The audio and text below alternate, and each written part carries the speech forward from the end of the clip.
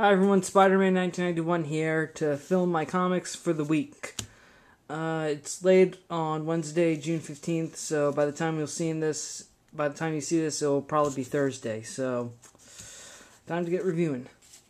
First of all, from Boom, Darkwing Duck number 13.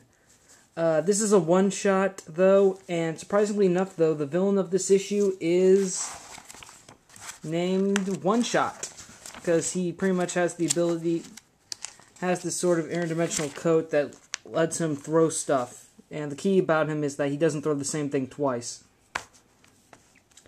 And also, also at the beginning of the story, Darkwing is trying to figure out a way to find Morgana, who's disappeared after the whole Ducktulu incident.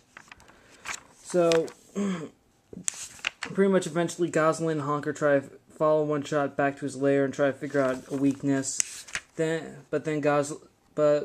One-Shot holds the mayor and Gosling and Honker hostage.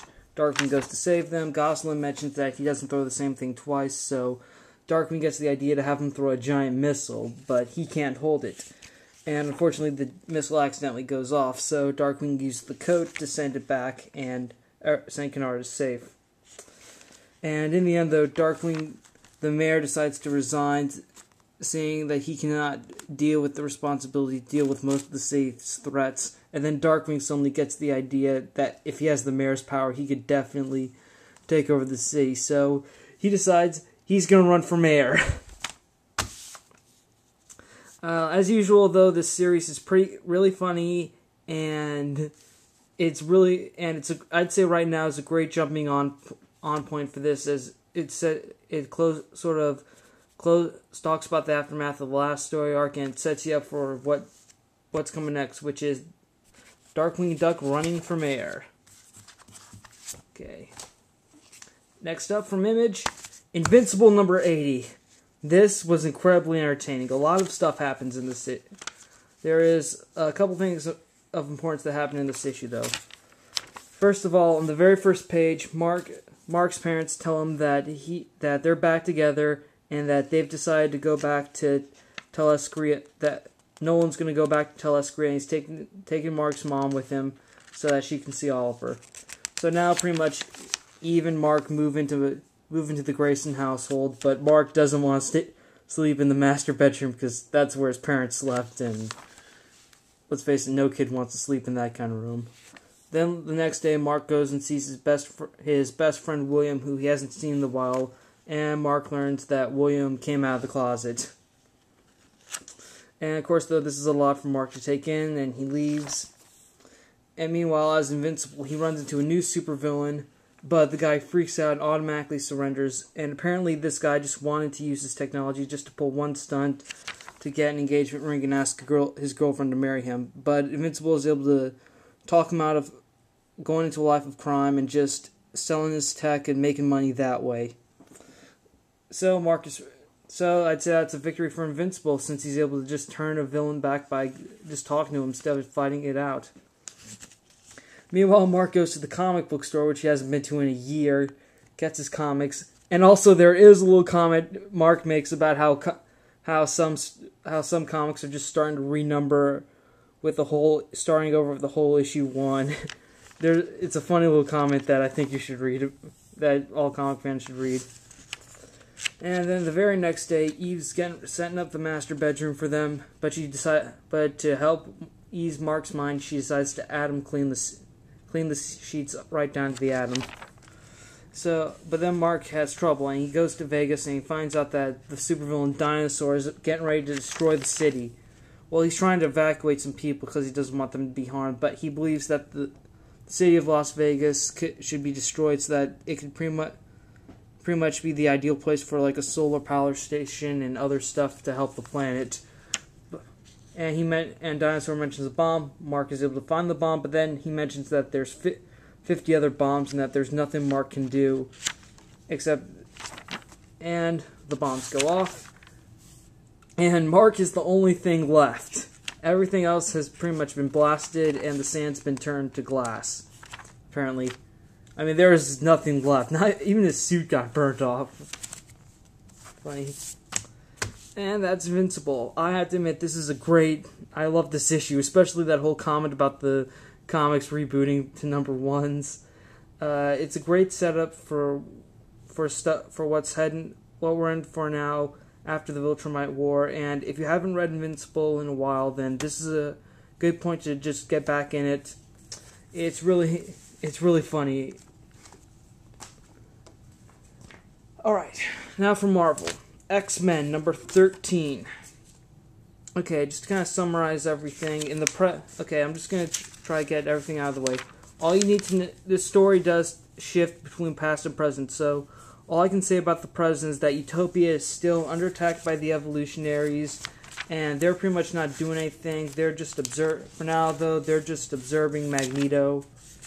And in the end, though, and for the present, and I'm just trying to skip a few pages here for the present, but immediately the present ends with Magneto going to confront the mutants, the evolutionaries, to see what's going on. But in the past, though, this story does take place in the past with the very first team of X-Men and the very first Brotherhood of Mutants.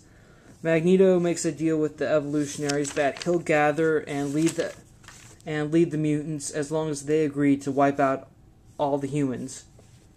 And Magneto decides to use Charles Xavier's machine Cerebro, but Mastermind points out they need a telepath. But Magneto says he already knows someone who could help them. Meanwhile, back at the Institute, Beast is helping Professor Xavier repair Cerebro and make some adjustments to find the evolutionaries. Then Quicksilver shows up to tell the X-Men about who Magneto is going after, and that it's someone Xavier might know, and that Quicksilver is telling them this because he and the Scarlet Witch are a little concerned about destroying all humans. So Charles and the X-Men go to a mental institution where Charles reveals that he knew a young girl he approached about joining the X-Men, but her parents had her institutionalized. And that girl is Emma Frost. And of course, right when the X-Men get to Emma, Magneto busts in. And right when we end this little piece of memory, now suddenly Emma Frost remembers what's going on. Okay. It seems to me like they could have set the whole story in the past. Okay, it seems to me like they could have set the whole... It kind of works sort of flip-flopping between the past and the present, but... I mean, I don't know, maybe they could have had one book to discuss the present events, and another one to discuss the past, because I find when you keep flashing back and forth between the present and the past, it can get a little annoying. But this is still good. It's the original 5X. It's an adventure with the original 5 X-Men and how that pretty much affected the past, and we still know the question about how some mutants like Cyclops and Emma are able to remember it, but everyone else like Iceman, Angel, and Magneto have forgotten their crossing paths of the evolutionaries, though. Right now probably isn't a good time to jump into this story. I'd wait if it's collecting a trade paperback then to pick it up yet. But let's see how it plays out before But let me retract that, picking it up as a trade paperback. Let's see how it ends, then I'll tell you whether or not you should pick up the trade. Alright, now for another comic. This one ties into Fear itself. Avengers Academy. I'm not picking up anything from Fear itself. I just don't want to. And I only picked this up because I love Avengers Academy. It's one of my favorite Marvel books.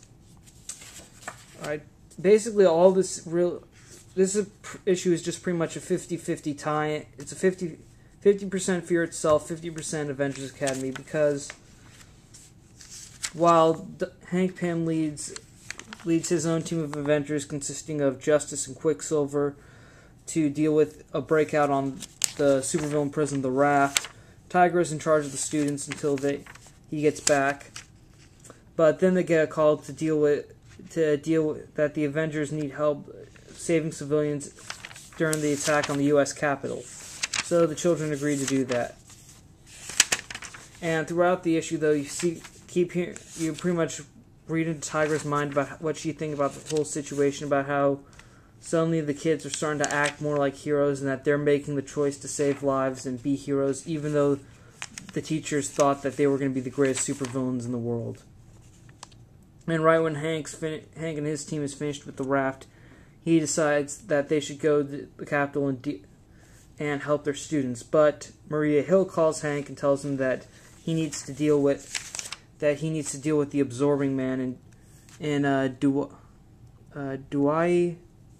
Yeah, Dubai. Dubai. That's what I meant to say. And Hank's pretty much the guy who fought the Absorbing Man recently, and he's probably the perfect candidate to deal with this. But the Absorbing Man has been given one with the hammer, and now he's apparently one of the worthy.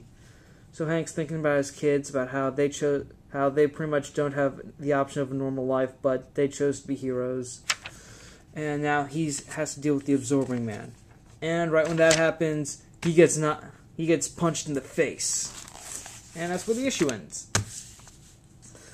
If you have read this, I'd recommend picking up the next issue just to see Giant Man go at it with the Asgard-powered Absorbing Man. What else should I say? For the people who are reading Fear Itself, I don't think this is essential for you to pick up. You can pass it. If you're thinking about getting this just for Fear Itself, then you should skip it. But if you want to know about the Avengers Academy, then this really isn't jump-on friendly. I'd recommend maybe reading a few back issues before getting into this. Alright, moving right along. Time for DC. Legion of Superheroes, number 14. Alright, short summary. Ultra Boy and Wildfire are dealing with a member of the Legion of Supervillains, Immortus. And Ultra Boy is able to take him out with the help of some telepaths on Titan. And the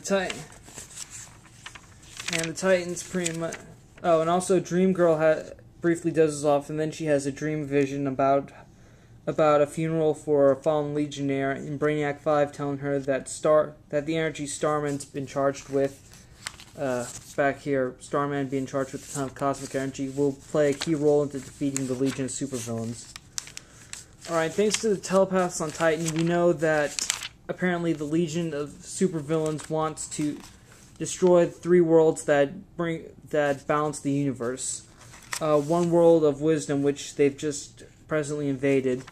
One world of will, which is Oa. And another world of faith, the Rock of Eternity.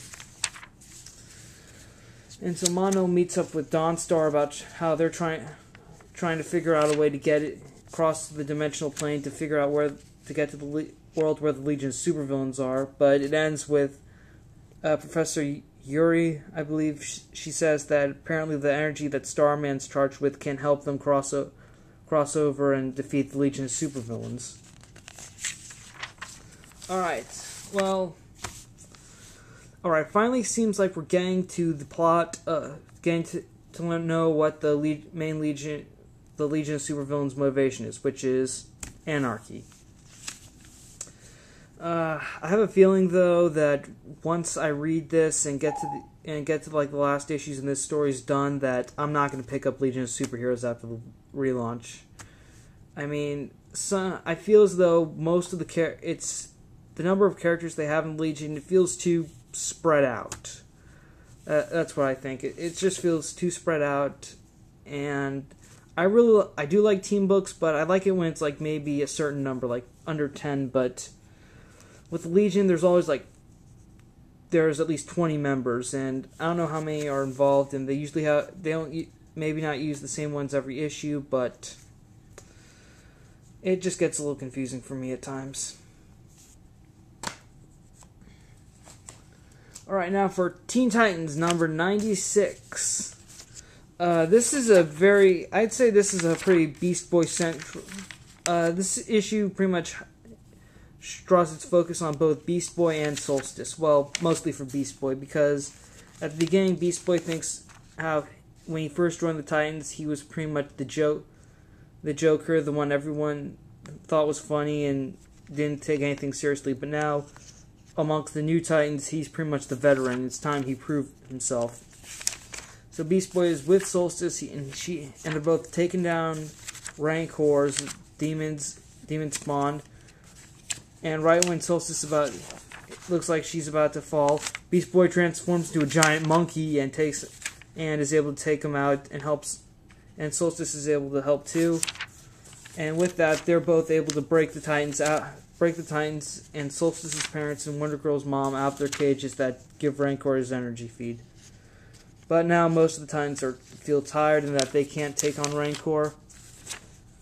But fortunately, Solstice is still fully charged and she's ready to take the big baddie on. End of issue.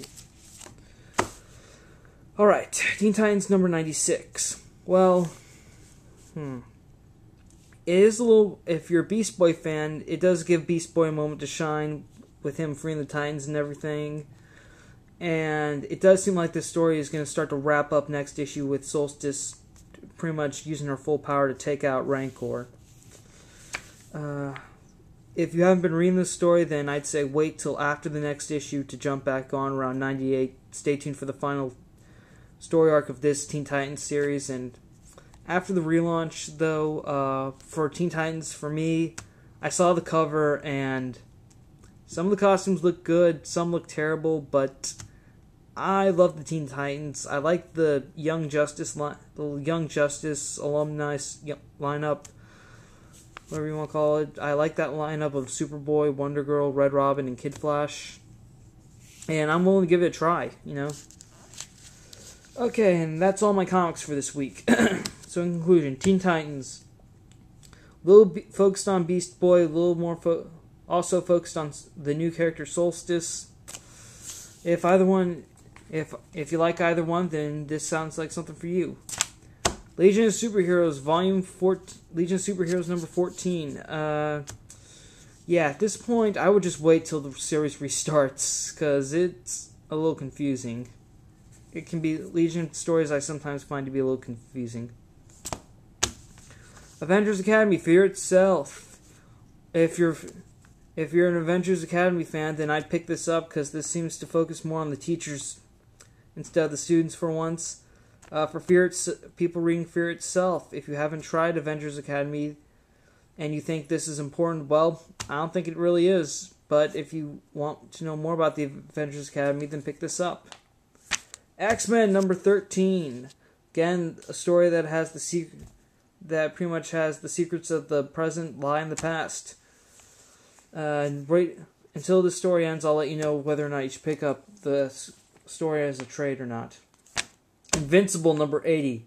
This was very entertaining. I loved it. It reminds me why Invincible is one of my favorite comic series. And Darkwing Duck number 13. It's pretty funny. If you are a fan of Darkwing Duck and you've pretty much been on and you're willing to give the series a try now, then read this. It's perfect for jumping right onto the series.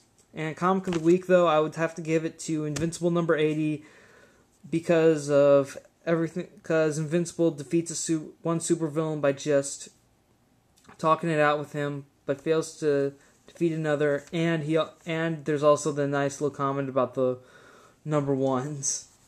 Okay, that is all for now. Spider-Man 1991 saying, see you later.